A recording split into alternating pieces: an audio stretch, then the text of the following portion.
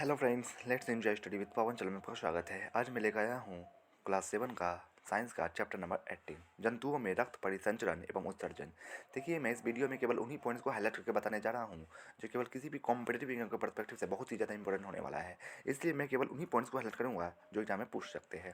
तो ये स्टार्ट करते हैं अपने इस वीडियो को। देखिए, इसमें पहला इंपॉर्टेंट पॉइंट्स है कि मांसपेशी और स्नायु नर्व की गतिविधियों से बने अवशिष्ट पदार्थों का उत्सर्जन शरीर के उत्सर्जन तंत्र से होता है और इन्हें मांसपेशी से उत्सर्जन तक पहुंचाने का कार्य रक्त परिसंचरण तंत्र करता है।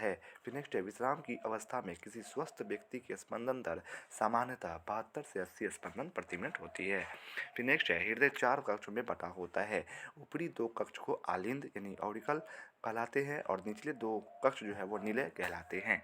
फिर ये नेक्स्ट पैराग्राफ पर चलते हैं। हमारे शरीर में 2 प्रकार की रक्त वाहिनियाँ पाई जाती है, धमनी आर्टरीज तथा सिरावीन। धमनियाँ हृदय से ऑक्सीजन सहित रक्त को शरीर के सभी भागों में ले जाती है, और जबकि सिराएं क्या क्या करती है, वो रक्त का प्रवाह हृदय की ओर होता है। सिराओं में रक्त प्रवाह हृदय की ओर होता है। फिर नेक्स्ट है फुफ्फुस, जिसको हम फेफड़ा बोलते हैं। धमनी हृदय से रक्त को ले जाती है, इसलिए इसे सिरा नहीं बल्कि धमनी कहते हैं। फिर नेक्स्ट है, हृदय के कक्ष की दीवार मांसपेशियों की बनी होती है जो लयबद्ध रूप से सिकुड़ती और फैलती है। इस प्रकार के लयबद्ध सिकुड़ने और फैलने की क्रिया मिलकर हृदय स्पंदन हार्टबीट कहलाती है। हृदय की धड़कन की ध्वनि को सुनने के लिए स्टेथोस्कोप नामक यंत्र का प्रयोग किया जाता है। प्रति मिनट धमनी में उत्पन्न धड़कन हृदय धड़कन की दर की बताती है। फिर नेक्स्ट है, स्पंज और हाइड्रा में रक्त नहीं पाया जाता है।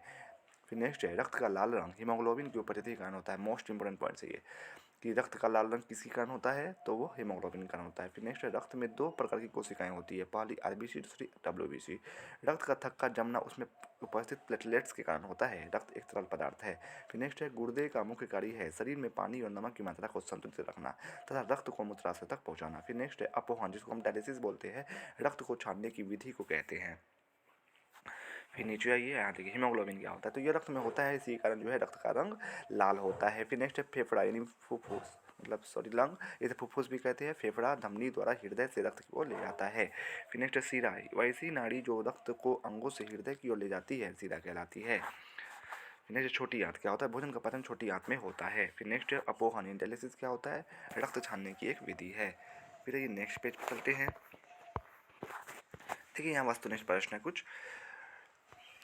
रक्त जंतुओं के किस भाग के द्वारा प्रभावित होता है, तो रक्त वाहिनियों द्वारा। ख क्वेश्चन है, रक्त का लाल रंग किस वर्ण के कारण होता है, तो हीमोग्लोबिन कारण।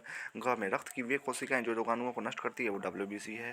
रक्त का थक्का बनने का किस कोशिका की उपस्थिति के कारण होता है, तो प्लेटलेट्स के कारण होता है। फिर पांचवा क्वेश्चन है, विश्राम की अवस्था में एक वयस्क व्यक्ति की नाड़ी स्पंदन होती है यानी हार्ट बीट 72। रिक्त स्थानों की पूर्ति करना है। वे रक्तवाहिनियाँ जो हृदय से ऑक्सीजन समृद्ध रक्त को शरीर के सभी भागों में ले जाती है, वो डैश कहलाती है, वो क्या कहलाती है, वो धमनी कहलाती है। नीचे आंसर दिया, आप मैच कर सकते हो यहाँ। फिर है, वे रक्तवाहिनियाँ जो कार्बन डाइऑक्साइड समृद्ध रक्त को शरीर के सभी भागों से वापस हृदय में ले जाती है, वह सीरा कहलाती है। फिर डॉक्टर हृदय धड़कन को मापने के लिए डैश नामक यंत्र का इस्तेमाल करते हैं, तो स्टेथोस्कोप नामक यंत्र का इस्तेमाल करते हैं। फिर नेक्स्ट है, अपशिष्ट पदार्थों को शरीर से बाहर निकालने की प्रक्रिया उत्सर्जन कहलाती है। फिर नेक्स्ट है, पांचवा क्वेश्चन, हमारे शरीर में लगभग 10 लीटर रक्त होता है, 5.6 लीटर रक्त होता है। फिर ये सही उत्तर के सामने सही एवं गलत के सामने गलत मिला है। हमारा हृदय 4 कक्ष में बटा हुआ है, सही है। गुर्दे की आकृति गेंद जैसी होती है, ये गलत है। गुर्दे की आकृति जो है वो सेम के बीच की तरह होती है। नेक्स्ट है, स्पंज एवं हाइड्रा जैसे जंतुओं में रक्त नहीं पाया जाता है, तो ये भी क्या है, सही है। फिर धमनियाँ ऑक्सीजन समृद्ध होती है, ये भी सही है। सिराएं कार्बन डाइऑक्साइड विहीन होती है, गलत है। फिर मिलान कीजिए, धमनी एवं सिराई का क्या हो जाएगा, 5 यानी रक्तवाहिनियाँ ये दोनों। फिर दूसरा क्या है, अपशिष्ट पदार्थों का क्या हो जाएगा, 1 यानी यूरिया लवण। स्टेथोस्कोप क्या हो जाएगा, 3 का हो जाएगा 4 यानी धड़कन मापक यंत्र है एक। डायलिसिस का क्या हो जाएगा, 2 यानी रक्त उठाने की विधि है। पांचवा है विलियम हार्वे, विलियम हार्वे ने किसकी खोज की थी, तो रक्त परिसंचरण तंत्र के जनक माने जाते हैं विलियम हार्वे। फिर नीचे आइए, यहाँ देखिए धमनी सिरा में कुछ महत्वपूर्ण अंतर। पहला, धमनी में इसमें शुद्ध रक्त हृदय से विभिन्न अंगों की ओर बढ़ता है, और इनमें जो है अशुद्ध रक्त शरीर के विभिन्न अंगों से हृदय की ओर आता है ताकि वो हृदय में फिर शुद्ध हो। फिर नेक्स्ट, ये त्वचा के अंदर थोड़ी अधिक गहराई में स्थित होती है, अतः आसानी से दिखाई नहीं पड़ती है, और ये त्वचा की थोड़ी कम गहराई में होती है, अतः ये आसानी से दिखाई पड़ती है। उनका रंग गुलाबी या चटक लाल होता है, इनका रंग नीचे बैंगनी होता है।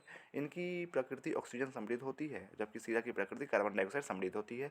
ये मोटी तथा लचीली होती है, सीरा पतली होती है। फिर आइए नेक्स्ट पेज पर चलते हैं। यहाँ देखिए कुछ महत्वपूर्ण प्रश्न है। हृदय कहाँ स्थित होता है? तो हृदय वक्षगुहा में स्थित होता है। हृदय का आकार किसके बराबर होता है? तो मुट्ठी के बराबर होता है।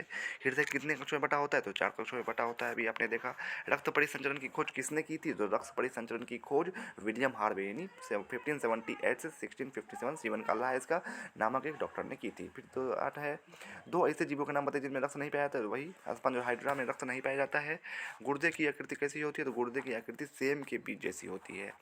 मूत्र के कौन कौन से अपशिष्ट उत्पाद है? तो मूत्र में 95% जल होता है, 2.5% यूरिया तथा 2.5% अन्य अपशिष्ट उत्पाद होते हैं। फिर हमारे शरीर में कौन कौन से विषैले पदार्थ को निकालना आवश्यक है? तो हमारे शरीर से यूरिया नाइट्रोजन युक्त विषैले पदार्थों को बाहर निकालना आवश्यक है। फिर नेक्स्ट है, पसीना किस ग्रंथि से निकलता है? तो पसीना श्वेत ग्रंथि से निकलता है। श्वेत में कौन कौन से पदार्थ पाए जाते हैं? तो श्वेत में पसीना में जल तथा लवण पाए जाते हैं। अपोहन किसे कहते हैं? तो रक्त छानने की विधि को अपोहन या डायलिसिस कहते हैं। फिर आइए नीचे, हृदय के ऊपरी 2 कक्ष तथा निचली 2 कक्ष को क्या कहते हैं? तो हृदय के ऊपरी 2 कक्ष को आलिन तथा निचली 2 कक्ष को हम निलय कहते हैं। फिर नेक्स्ट, स्टेथोस्कोप एक प्रकार का यंत्र है जिससे हृदय की धड़कन की ध्वनि सुना जाता है। फिर उत्सर्जी अंग का देखिए कुछ कार्य है। उत्सर्जी अंग का वेग के जैसे किडनी क्या कार्य है? तो नाइट्रोजनी अपशिष्ट पदार्थ जल की अधिक मात्रा आदि को बाहर करना। त्वचा क्या काम है? तो खनिज, लवण, जल, श्वेत तथा कुछ मात्रा में नाइट्रोजनी विषैले पदार्थ को झाड़ी से बाहर निकालना।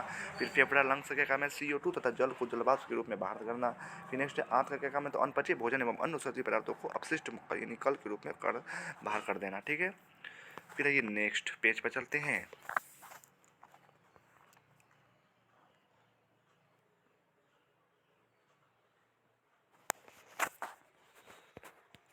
परिसंचरण तंत्र के मुख्य अंग कौन कौन से? तो परिसंचरण तंत्र के मुख्य 2 अंग हृदय और रुधिर वाहिकाएं। बाकी इस पेज में देखिए, शरीर से मूत्र को बाहर निकालने वाले अंगों को मूत्र तंत्र कहते हैं। इस तंत्र में मुख्य अंग है 2 विरिक, 2 मूत्रवाहिनियां, 2 मूत्राशय और 2 मूत्राशय मतलब मूत्राशय और मूत्रमार्ग।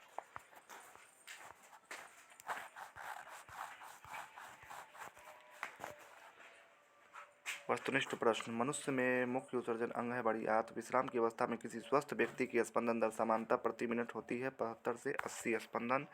धमनी सदैव ले जाती है ऑक्सीजन समृद्ध रक्त। हृदय का स्पंदन होता है जीवन में हर क्षण। 5वां, स्टेथोस्कोप नामक यंत्र से सुना हो जाता है हृदय की धड़कन। 6 में निम्नलिखित में से किसमें रक्त नहीं होता है? तो स्पंज तथा हाइड्रा दोनों में रक्त नहीं होता है। 8वां क्वेश्चन, विरिक की आकृति होती है सेम के बीज की जैसी।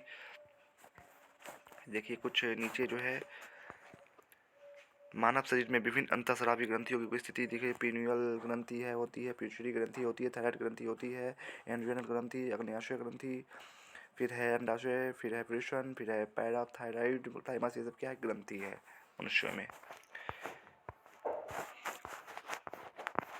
फिर नेक्स्ट है, ये जिगर पित्ताशय क्या होता है? तो जिगर पित्ताशय यह जैव रासायनिक कारखाना है। यह ऊर्जा और प्रोटीन के संतुलन पर नियंत्रण रखता है। पित्ताशय में संचित पित्त छोटी आंत के आगे के भाग में चर्बी यानी वसा को पचाने में मदद करता है।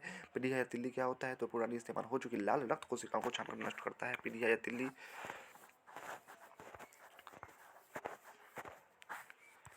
लास्ट पेज है बचा हुआ है अब। आइए, मनुष्य के प्रमुख मुख से लाड़ प्रतिदिन लगभग कितना निकलता है? मनुष्य के मुख से लाड़ प्रतिदिन लगभग 1 से 5 लीटर निकलता है। ठीक है। लाड़ की प्रकृति कैसी होती है? लाड़ की प्रकृति अम्लीय होती है। पित्त क्या है? पीले रंग का क्षारीय द्रव होता है। फिर मानव में मेडिसिन का क्या कार्य है? तो मानव में मेडिसिन के निम्नलिखित कार्यपाल यह अणुओं को उत्पन्न करता है और यह नर हार्मोन टेस्टोस्टेरोन को स्रावित करता है। नर हार्मोन क्या है? टेस्टोस्टेरोन को स्रावित करता है मेडिसिन। ये इधर वस्तुनिष्ठ प्रश्न है। मनुष्य में लाड़ ग्रंथि कहाँ होती है? तो मुख में होती है। फिर दूसरा क्वेश्चन, भोजन चबाने वाले टाइलिन एंजाइम मंड को किसमें बदल देता है? तो माल्टोज में बदल देता है। आहार नली किस भाग में जठर ग्रंथियाँ होती है? तो आमाशय में होती है। लाड़ में पाया जाने वाला एंजाइम है तो टाइलिन। इस बार का PPSC 2.0 में पूछा हुआ क्वेश्चन है कि लाड़ में पाया जाने वाला एंजाइम है कौन? टाइलिन है। पीलिया ग्रंथि कहाँ पाई जाती है? तो आमाशय के नीचे पाई जाती है। फिर नेक्स्ट, रक्त के पीले रंग के द्रव्य पदार्थ को कहते हैं? तो प्लाज्मा कहते हैं। फिर नेक्स्ट, आमाशय में पाए जाने वाले पाचक रस को क्या कहते हैं? तो जठर रस कहते हैं। फिर रुधिर के थक्का जमने में सहायक होता है? तो प्लेटलेट्स होता है। 9 में, हमारे मस्तिष्क का कौन सा भाग शरीर को संतुलन बनाए रखने में सहायक होता है? तो प्रमस्तिष्क। मनुष्य की त्वचा के बाहर सतह पर खुलने वाली ग्रंथि है श्वेत ग्रंथि। फिर नीचे ये रिक्त स्थानों की पूर्ति करे। हमारे शरीर के सभी अंगों के बीच तालमेल रखने वाला केंद्र है। तो मस्तिष्क जो है हमारे शरीर के सभी अंगों के बीच तालमेल रखने वाला केंद्र है। फिर निगला हुआ खाना डैश में जमा होता है, तो अमाशय में जमा होता है।